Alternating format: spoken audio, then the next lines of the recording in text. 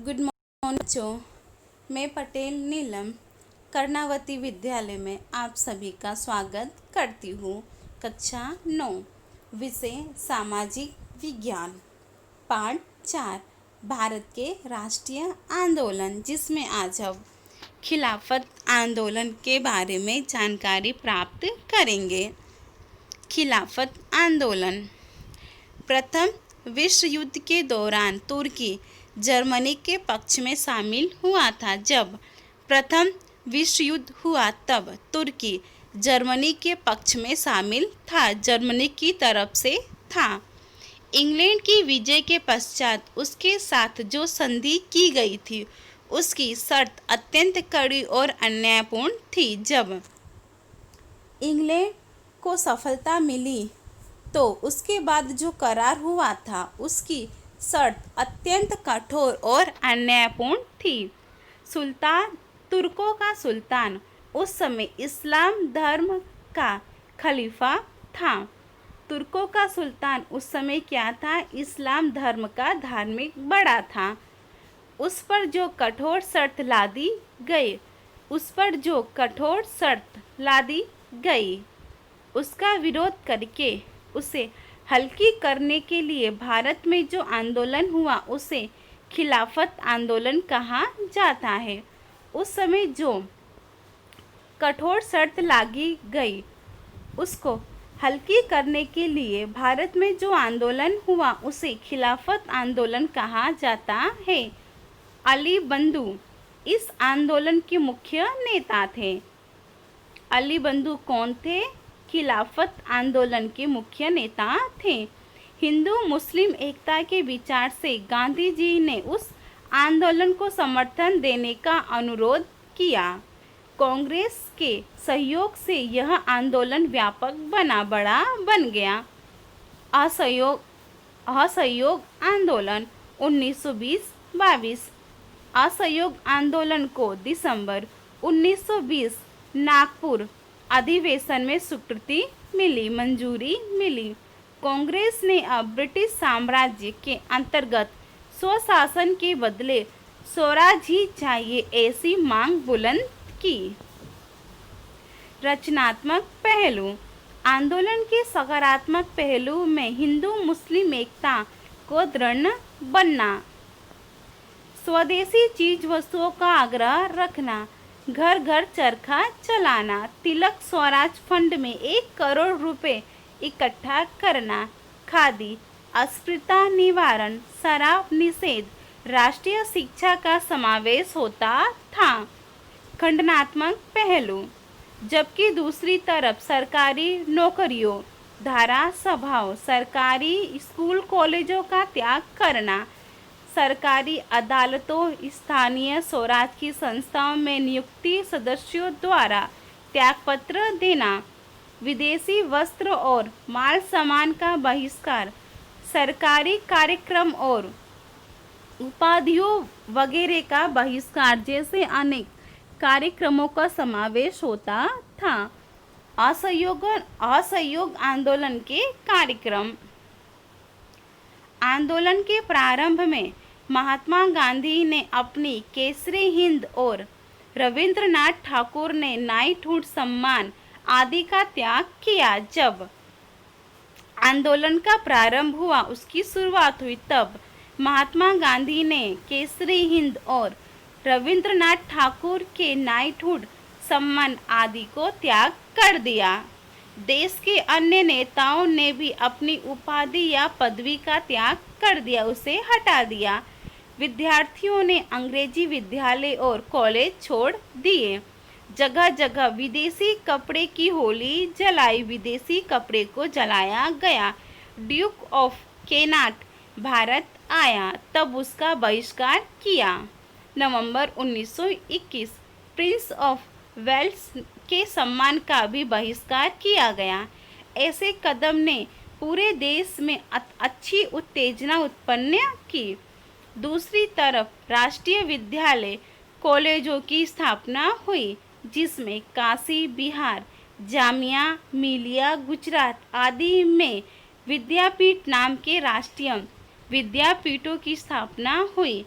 स्वदेशी का प्रचार जोर शोर से होने से इंग्लैंड से आयात होने वाले कपड़े, जूते, मौज शौक की चीज वस्तुओं में भारी कमी होने से उसकी गूंज ब्रिटिश पार्लियामेंट में सुनाई दी। इंग्लैंड को हुई भारी नुकसान से सरकार चौंक उठी। तिलक फंड में 1 करोड़ रुपए से अधिक धन एकत्र हुआ तथा आंदोलन के दौरान हिंदू मुस्लिम एकता अनेक प्रसंगों पर प्रकट हुई। हिंदू जमींदारों और मुस्लिम किसानों के बीच हुआ मोफला विद्रोह टीका पात्र कहा जा सकता है और ब्रिटिश सरकार ने कठोरतापूर्वक दबा दिया। इस आंदोलन को निष्फल बनाने के लिए सरकार ने दमन नीति का सहारा लिया। अंधाधुंध लाठीचार्ज, गोलीबार, सामूहिक गिरफ्तारी और अमानवीय अत्याचार किए गए। हिंदू मुस्लिम एकता को तोड़ने में असफल प्रयास हुए, सफलता नहीं मिली। चोरी चोरा की घटना और आंदोलन स्थगित होना। उत्तर प्रदेश के गोरखपुर जिले में स्थित चोरी चोरा कस्बे में 5 फरवरी 1922 निकले जुलूस के लोगों पर पुलिस ने गोलियां चलाई। पुलिस ने उन पर क्या किया? गोलियां चलाई। पुलिस की गोलियां समाप्त हो गई, पुलिस की गोलियां खत्म हो गई। तब से पुलिस चौकी में जाकर छिप गए। तब पुलिस क्या हुए? पुलिस चौकी में जाकर छिप गए। उत्तेजित भीड़ ने पुलिस चौकी को आग लगा दी, जिसमें 21 पुलिस वाले मारे गए। इस हिंसक घटना की खबर मिलते ही गांधी जी ने बताया कि अहिंसा का मूल्य नहीं समझने वाले लोगों के हाथ में सत्याग्रह का शस्त्र रखकर मैंने हिमालय जैसी भूल की है। ऐसा कहकर असहयोग आंदोलन तत्काल वापस ले लेने की घोषणा की। असहयोग आंदोलन का महत्व और उसका प्रभाव। इस आंदोलन को अपने उद्देश्य को प्राप्त करने में भारी सफलता नहीं मिली थी, उससे किसी भी प्रकार की सफलता नहीं मिली, परंतु अपने नकारात्मक और रचनात्मक कार्यक्रमों द्वारा उसने लोगों को उनके अधिकारों के प्रति जागृत किया। सरकार की एक तरफ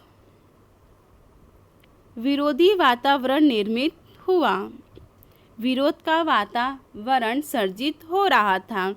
लोगों में अन्याय के विरुद्ध संघर्ष की भावना प्रबल बनी, बदले लेने की भावना प्रबल बनती गई। भारत के सभी वर्गों में राजनीतिक जागृति आई। स्वराज के लिए उनकी श्रद्धा अडिग बनी। लोगों में से लाठी, दंड और जेल का भय दूर हुआ, उनका भय दूर हो गया। युवक और स्त्रियां भी राष्ट्र सेवा में आगे आई और कांग्रेस लोगों की संस्था बनी। देश में राष्ट्रीय शिक्षा देने वाली संस्थाएं शुरू हुई। अंग्रेजी की जगह हिंदी को महत्व मिला। जो राष्ट्रीय आंदोलन अब तक शहरों, नगरों तथा बुद्धिजीवियों तक सीमित था, वह गांव-गांव और समान जनता तक फैल गया। स्वराज दल लोगों में राजनीतिक जागृति को टिकाए रखने के उद्देश्य से असहयोग का आंदोलन स्थगित होने के बाद चित्तरंजन दास मुंशी और मोतीलाल नेहरू ने स्वराज दल की स्थापना की। स्वराज दल की स्थापना किसने की? चित्तरंजन दास मुंशी और मोतीलाल नेहरू ने स्वराज दल की स्थापना की थी। उनका उद्देश्य धारा सभाओं में प्रवेश कर सरकार की अयोग्य नीतियों का विरोध करना था। स्वराज दल के स्थापकों ने भी गांधी जी के अस्पृश्यता निवारण, हिंदू मुस्लिम एकता, चरखा चलाना, नशाबंदी आदि रचनात्मक कार्यक्रम को स्वीकार किया, अपना लिया। उस समय नवंबर 1923 आयोजित धारा सभाओं के चुनाव में स्वराज दल भी शामिल हुआ और केंद्रीय धारा सभा और कुछ प्रांतों की धारा सभाओं में स्वराज दल के उम्मीदवार चुनकर आने से स्पष्ट बहुमत मिला, जबकि बंगाल प्रांत में बहुमत नहीं मिला, फिर भी एक बड़े और मजबूत दल के रूप में स्थान प्राप्त कर सका। केंद्रीय धारा सभा में दल के नेता के रूप में मोतीलाल नेहरू और बंगाल प्रांत में नेता के रूप में चित्तरंजन दास का चयन किया गया, उन्हें पसंद किया गया। स्वराज दल ने सरकारी बजट और विधेयक को नामंजूर कर सरकारी अन्यायपूर्ण रीति का विरोध किया, जिसे जनता के प्रश्नों की तरफ सरकार को ध्यान देने के लिए विवश होना पड़ा। स्वराज दल के कार्यों के कारण ही सरकार को साइमन कमीशन की नियुक्ति 2 वर्ष पहले करनी पड़ी। धारा सभा में स्वराज दल ने अनुशासित रूप से कार्य किया, उच्च संसदीय प्रणाली स्थापित की। भारत के लोगों में लोकतंत्रात्मक पद्धति और संवैधानिक रूप से शासन चलाने की क्षमता है, ऐसा ब्रिटिश सरकार के समक्ष साबित करके बताया।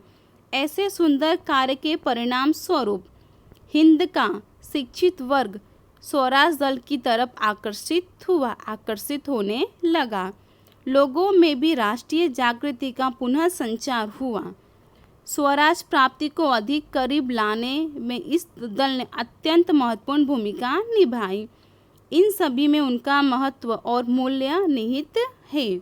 जून 1925 में चित्तरंजन दास का अवसान होने से स्वराज दल कमजोर पड़ गया। कई सदस्य सरकार को सहयोग देते तो कई नेशनल दल नामक नए दल स्थापित किए, जिससे स्वराज दल की प्रतिष्ठा कम हो गई, उसकी वैल्यू कम हो गई। उसके बाद चुनाव में तो मद्रास प्रांत के अतिरिक्त सर्वत्र उनके उम्मीदवारों की भारी पराजय हुई, वो लोग पराजय हो गए। ईस्वी सन 1926 बिपिन चंद्र पाल और सुरेंद्रनाथ बनर्जी ने तो उनके कार्यों की जोरदार आलोचना भी की थी।